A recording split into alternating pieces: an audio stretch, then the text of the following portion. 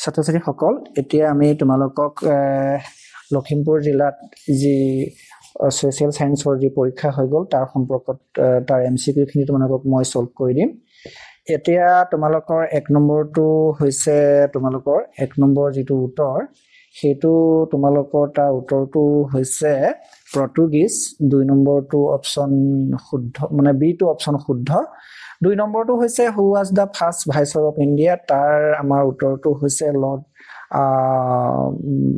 Lord Canin B টো শুদ্ধ আৰু তাৰ পিছতে তোমালোকৰ আহি গ'ল কোনখন আইনৰ দ্বাৰাই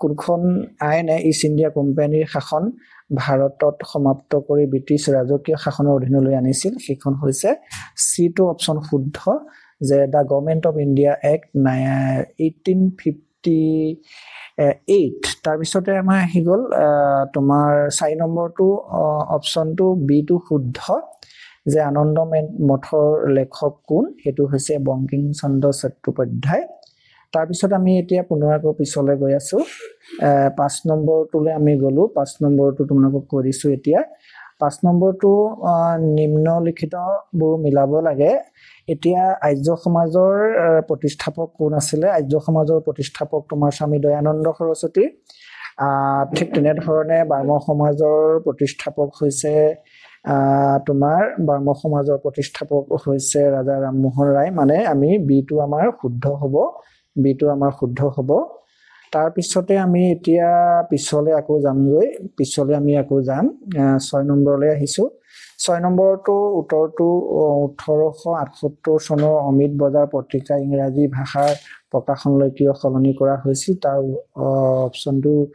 অপচনটো হৈছে 6 নম্বৰ অপচনটো হৈছে স্থানীয় ভাষাৰ সংবাদপত্ৰ আইনৰ পৰা ৰক্ষা পাবলৈ গতিকে আমাৰ ইয়াতে সি অপচনটো শুদ্ধ হয় আমি এতিয়া পুনৰ আকৌ পিছলৈ গৈছো সোৱা তোমালোকৰ 7 নম্বৰটো কথা মই কৈছো 7 নম্বৰটো এতিয়া আমাৰ হ'ব যে আলিগড় 7 নম্বৰটো হৈছে আমাৰ এতিয়া আলিগড় আন্দোলনৰ প্ৰধান লক্ষ্য কি আছিল তাৰ অৰ্থটো হৈছে মুছলমান শিক্ষাৰ আধুনিকৰণ আৰু পশ্চিমীয়া শিক্ষাৰ সৈতে মিল থকা অৰ্থাৎ আমাৰ সি অপচনটো শুদ্ধ হয় এতিয়া আমি তোমাৰ পিছলৈ এতিয়া গৈছো 8 নম্বৰলৈ গৈছো 8 নম্বৰত ইয়াতে আছে কি সুহুংমুহুঙে সিংহাসন আৰোহণৰ সময়ত স্বৰ্গনাৰায়ণ উপাধি কিয় গ্ৰহণ কৰিছিল তাৰ অপচনটো বি টো শুদ্ধ তেওঁ বংশধৰ হিন্দু দেৱতাৰ ইন্দ্ৰৰ সৈতে সংযোগ কৰিবলৈ তাৰ পিছত 9 নম্বৰটো হৈছে কৃষ্ণৰাম ভট্টাচাৰ্য আৰু তেওঁৰ উত্তৰাধিকাৰীসকলৰ কি উপাধি দিয়া হৈছিল হেতু হৈছে পৰ্বতীয়া ৰজা অৰ্থাৎ 9 নম্বৰ এই অপচনটো শুদ্ধ এতিয়া আমি আকৌ পুনৰ পিছলৈ গৈছো আমি 10 নম্বৰলৈ গুচি গলো 10 নম্বৰটো হৈছে পুনানন্দ বুঢ়াগোহাঁই বেংমৰাত মোৱামৰীয়া বিদ্ৰোহ কেনেধৰণে সমাধান কৰিছিল তাৰ অপচনটো হৈছে কি বি 10 নম্বৰ বি অপচনটো শুদ্ধ মোৱামৰীয়া নেতা সৰ্বানন্দৰ সৈতে আলোচনা কৰি 11 নম্বৰটো হৈছে এতিয়া কনক চন্দক অপসাৰণ কৰাৰ পিছত গুৱাহাটীৰ নতুন বৰফুকন হিচাপে কোন নিযুক্তি হৈছিল তাৰ উত্তৰটো হৈছে সি 11 নম্বৰ সি অপচনটো শুদ্ধ কলিয়া ভোমোৰা এতিয়া আমি আকৌ পুনৰ পিছলৈ গৈ আছো যে 12-13ৰ কথা আমি এটা কম 12 নম্বৰৰ কথা আমি কম 13 আৰু 12ৰ কথা কম হেতু হৈছে কি বৰণচন্দ্ৰ বৰফুকন আৰু পুনানন্দ বুঢ়াগোহাঁইৰ মাজত সংঘাতৰ প্ৰধান কাৰণ কি আছিল তাৰ অপচন 12 নম্বৰ বি অপচনটো শুদ্ধ অৰ্থাৎ দুহত বদন চন্দক জড়িত থকা সন্দেহ 13 নম্বৰটো হৈছে ঘিলাধাৰীৰ বাৰ্মিজসকলৰ আৰু আহোমসকলৰ মাজত হোৱা যুদ্ধৰ ফলাফল কি হৈছিল হেতু হৈছে তাৰ অপচনটো হৈছে ডি বদন চন্দ্ৰৰ নেতৃত্বত বাৰ্মিজসকলে বিজয় লাভ কৰিছিল এতিয়া আমি 13 নম্বৰ বি অপচনটো শুদ্ধ ইয়াৰ পিছত এতিয়া আমি 14 নম্বৰলৈ আহিলো 14 নম্বৰটো হৈছে ইয়াণ্ডাবু সন্ধিৰ ফলত ব্ৰিটিছসকলে কোনখন অঞ্চল অধিকাৰ কৰিছিল হেতু হৈছে আৰাকান আৰু টেনাচিম আৰাকান আৰু টেনাচিম এইটো তেওঁলোকে অধিকাৰ কৰিছিল তাৰ পিছতে 1926 চনত অসমৰ নাইট ইনফেন্ট্ৰিজ গঠিত হৈছিল হেতু তোমাৰ এছাৰ্টেশন হয় হেতু যুক্তি হেতু উক্তি হয় ইয়াৰ যুক্তিটো হৈছে কি ব্ৰিটিছসকলে অসমৰ পৰা স্থায়ী সৈন্যবাহিনী আঁতৰোৱাৰ পিছত স্থানীয় সৈন্যবাহিনীৰ গঠন কৰিব বিচাৰিছিল ইয়াৰে তোমাৰ এই অপচনটো শুদ্ধ ইয়াতে কৈছে কি যে both A and R are true and R is correct explanation of A গতিকে আমি এতিয়া 15 পিছলৈ গৈ আছো 16 নম্বৰলৈ গলো 16 নম্বৰৰ প্ৰশ্নটো হৈছে কি গুণধৰ কোঁৱৰে কিয় নিজকে স্বৰ্গদেউ হিচাপে ঘোষণা কৰিছিল তাৰ বি অপচনটো শুদ্ধ এইকাৰণে বি অপচনটো শুদ্ধ ব্ৰিটিছসকলে সামৰিক আইন প্ৰত্যাহাৰ কৰি সৈন্যসকলৰ উজনি এই অসমৰ পৰা আঁতৰাই নিছিল এতিয়া আমি পুনৰ 17 নম্বৰলৈ গলো 17 নম্বৰৰ কথাটো কৈছো 17 নম্বৰটো হৈছে কি যে শিলঙৰ 1836 চনত দৰং জিলাৰ কাৰ্যালয় মঙ্গলদৈৰ পৰা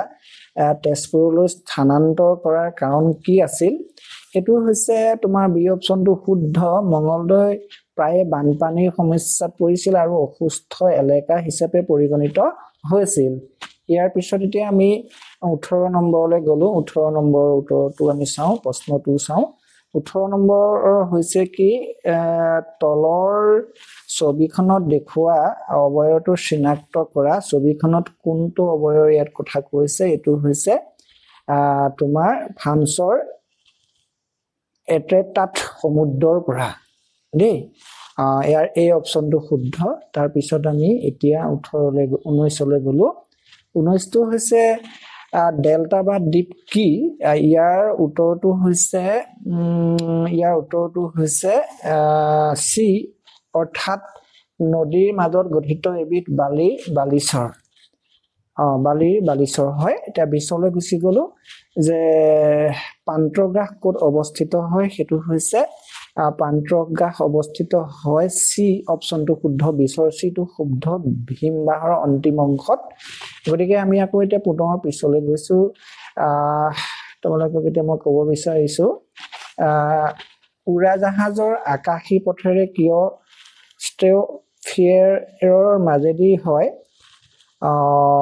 তাৰ সঠিক কাৰণটো কি হেতু তাৰ উত্তৰটো হৈছে 21 বি অপচনটো শুদ্ধ হয় তোমাৰ যে ডাৱৰ প্ৰায় নাথাকে অৰ্থাৎ ষ্ট্ৰেটোফিয়াৰত ডাৱৰ প্ৰায় নাথাকে আৰু অনুভূমিক বায়ুৰ গতি স্থিৰ থাকে সেইকাৰণে উৰাজাহাজবিলাক সেইটো স্তৰেদি যাবলগীয়া হয় ইয়াৰ পিছতে এতিয়া আমি 22ৰ কথা কলো 22 আৰু 23ৰ কথা আমি কম এতিয়া 22টো হৈছে কি অপকেন্দ্ৰিক শক্তিৰ কাৰণ কি হেতু হৈছে বি অপচনটো শুদ্ধ তোমালোকক কৈছো অৰ্থাৎ পৃথিৱীৰ নিজৰ অক্ষৰ চাৰিওফালে ঘূৰণ 23 নম্বৰটো হৈছে তোমাৰ বহিঃক্ৰান্তীয় ঘূৰ্ণীবতাহৰ আন এটা নাম কি হেতু হৈছে তৰংগ ঘূৰ্ণীবতাহ অৰ্থাৎ 23 নম্বৰ বি অপচনটো শুদ্ধ এতিয়া 24 নম্বৰলৈ গলো হিমালয়ৰ বৰ্তমান অৱস্থিত ঠাইত কোনখন সাগৰ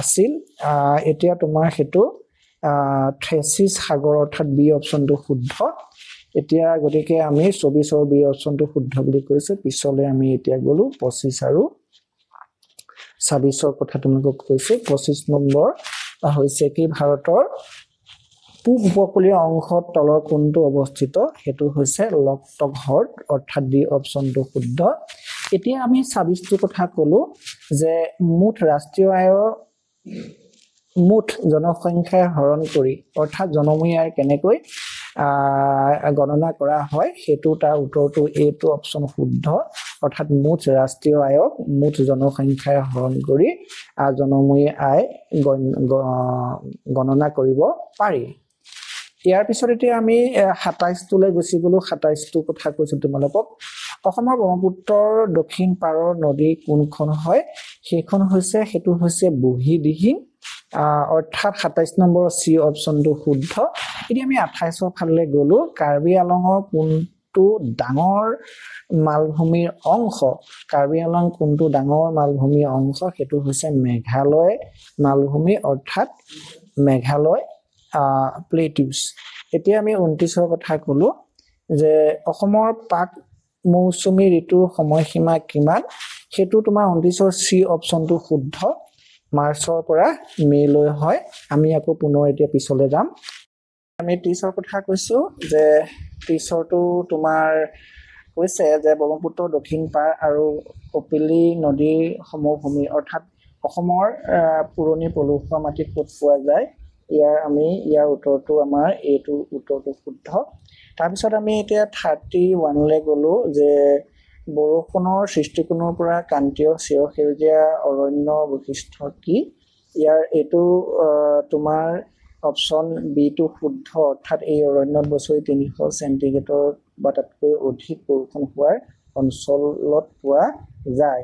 এতিয়া আমি পুনৰ 32লৈ গৈছো। 32 হৈছে তোমাৰ নিম্নলিখিত কোনখন দেশে একদলীয় ব্যৱস্থা অনুসৰণ কৰে? সেইটো হৈছে চাইনা অৰ্থাৎ বি অপশ্যনটো 32 বি অপশ্যনটো শুদ্ধ।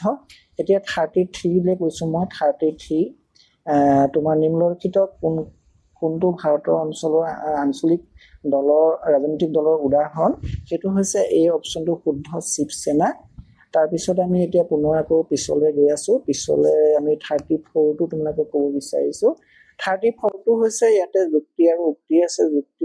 উক্তিটো হৈছে মৰ্চা চৰকাৰৰ বাবে দীঘলীয়া পৰিকল্পনা কাৰ্যকৰী কৰা কঠিন হয়। ইয়াৰ যুক্তিটো হৈছে কি হয় যে মৰ্চা চৰকাৰৰ দুৰ্বল আৰু অনিশ্চিত স্বভাৱৰ বাবে অংশীদাৰী দলসমূহে দীঘলীয়া পদক্ষেপ গ্ৰহণ কৰিবলৈ সংকোচ কৰে।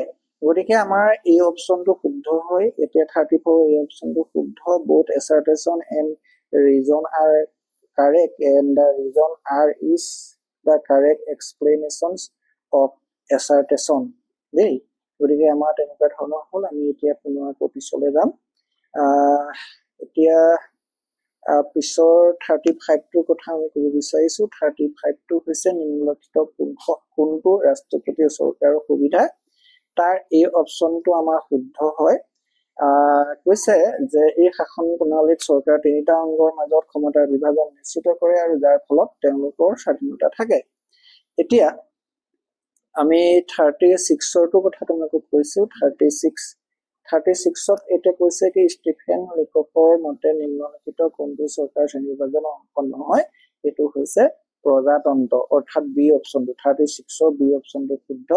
37ৰ কথা আমি ক'বলৈ গৈছো। তলত উল্লেখ কৰাবোৰৰ ভিতৰত যুক্তৰাষ্ট্ৰীয় চৰকাৰৰ এটা বৈশিষ্ট্য হৈছে যে সেইটো হৈছে 37ৰ বি অপশ্যনটো শুদ্ধ, লিখিত আৰু কঠোৰ সংবিধান। আমি এতিয়া 38লৈ গৈছো। 38লৈ গলো। 38ত আমাৰ আছে যে তলত উল্লেখ কৰাবোৰৰ ভিতৰত আদাম স্মিথ আৰু আলফ্ৰেড মাৰ্শ্বেলৰ অৰ্থনীতিৰ সম্বন্ধে পাৰ্থক্য কোনটো সঠিকভাৱে বৰ্ণনা কৰা? সেইটো হৈছে এডাম স্মিথে কেৱল সম্পদৰ ওপৰত গুৰুত্ব দিছিল, আনহাতে আলফ্ৰেড মাৰ্শ্বেলে সম্পদ আৰু মানৱৰ কল্যাণৰ দুয়োটাই গুৰুত্ব দিছিল। অৰ্থাৎ এই অপশ্যনটো শুদ্ধ। এতিয়া আমি পুনৰ আকৌ পিছলৈ গৈ আছো যে 39লৈ গুচি গলো আমি। 39টোত কৈছে যে তলত উল্লেখ কৰা দেশবোৰৰ সৈতে তেওঁলোকৰ মুদ্ৰা মিলোৱা, বিশেষকৈ এতিয়া আমাৰ জাপানৰ লগত এতিয়া আমাৰ কি হ'ব যে জাপানৰ লগত এতিয়া আমি মিলাব পাৰো। জাপানৰ লগত আমি ইয়েন মিলাব পাৰো, ৰাছিয়াৰ লগত আমি ৰুবুল মিলাব পাৰো। তেনেধৰণে আমি সেইভাগে চালে আমাৰ বি অপশ্যনটো শুদ্ধ হ'ব। বি অপশ্যনটো আমাৰ শুদ্ধ হ'ব। গতিকে আমি এতিয়া পুনৰ আকৌ পিছলৈ গৈছো। 40লৈ গুচি গলো। 40ত আমি চাম এতিয়া। 40টো হৈছে কি আৰ্থিক বস্তুৰ মুখ্য বৈশিষ্ট্য কি? আৰ্থিক বস্তুৰ মুখ্য বৈশিষ্ট্য হৈছে ইয়াৰ যোগান সীমিত, অৰ্থাৎ চি অপশ্যনটো শুদ্ধ। ইয়াৰ যোগান সীমিত, যাৰ বাবে ইয়াৰ মূল্য থাকে। এতিয়া আমি 41লৈ গুচি গৈছো। 41টো আছে তলত উল্লেখ কৰা কাৰণবোৰৰ ভিতৰত ভাৰতৰ দৰিদ্ৰতাৰ ঐতিহাসিক কাৰণটো কি হয় তাৰ অপচন বিটো শুদ্ধ ব্ৰিটিছ শাসনকালত ভাৰতীয় সম্পদৰ শোষণ অৰ্থাৎ ভাৰতীয় সম্পদৰ শোষণ হৈছিলে ব্ৰিটিছ শাসনকালত সেইকাৰণে আমাৰ বি অপচনটো শুদ্ধ এতিয়া আমাৰ 42লৈ গুচি গলো 42-42লৈ গলো তলত উল্লেখ কৰাবোৰৰ ভিতৰত কোনটো গ্ৰাম্য ছদ্ম বেশি নিবনুৱাৰ উদাহৰণ তাৰ উত্তৰটো হ'ব যে তাৰ উত্তৰটো হৈছে এতিয়া আমাৰ উত্তৰটো হৈছে অতিৰিক্ত অৰ্থাৎ চিটো শুদ্ধ অতিৰিক্ত লোকসকলৰ যিসকলে কৃষি কাম কৰে যদিও উৎপাদনৰ গুৰুত্বপূৰ্ণ অৱদান নাই গতিকে আমাৰ চি অপচনটো শুদ্ধ এতিয়া আমি পিছলৈ গুচি গলো পিছত এতিয়া আমাৰ আছে তোমাৰ যে আয়োগৰ আন এটা নাম অৰ্থাৎ ব্ৰণ্ডলেণ্ড আয়োগৰ আন এটা নাম কি তাৰ উত্তৰটো হ'ব যে পৰিৱেশ আৰু উন্নয়ন বিশ্ব আয়োগ অৰ্থাৎ বি অপচনটো শুদ্ধ এতিয়া 44টো চাইছো যে অসমৰ ৰাজধানী শ্বিলঙৰ পৰা দিছপুৰলৈ কেতিয়া স্থানান্তৰ কৰা হৈছিল চি অপচনটো শুদ্ধ 1973 চনত এতিয়া আমি লাষ্টৰটো ফালে গুচি গলো লাষ্টৰটো হৈছে কি অভয়াৰণ্যৰ সৈতে অৰ্থাৎ তলত উল্লেখ কৰা বন্যপ্ৰাণী অভয়াৰণ্যবোৰৰ সৈতে অৱস্থিত জিলাসমূহ মিলাব লাগে এতিয়া পবিতৰা বন্যপ্ৰাণী অভয়াৰণ্যৰ লগত মৰিগাঁও মিলে অৰ্থাৎ A1ৰ লগত B2 মিলে আৰু তোমাৰ 2ৰ লগত তোমাৰ ওদালগুৰি অৰ্থাৎ বৰনদী বন্যপ্ৰাণী অভয়াৰণ্যৰ লগত ওদালগুৰি মিলে মানে আমাৰ এই অপচনটো শুদ্ধ 45ৰ এই অপচনটো শুদ্ধ গতিকে ছাত্ৰ ছাত্ৰীসকল তোমালোকে নিশ্চয় ইয়াৰ পৰা চাগে কিবা উপকৃত হ'ব বুলি মই ভাবিছো যদি তোমালোকে উপকৃত হয় তেতিয়াহ'লে আমাৰ চেনেলটো লাইক কৰিবা ছাবস্ক্ৰাইব কৰিবা আৰু শ্বেয়াৰ কৰিবলৈ নাপাহৰিবা ধন্যবাদ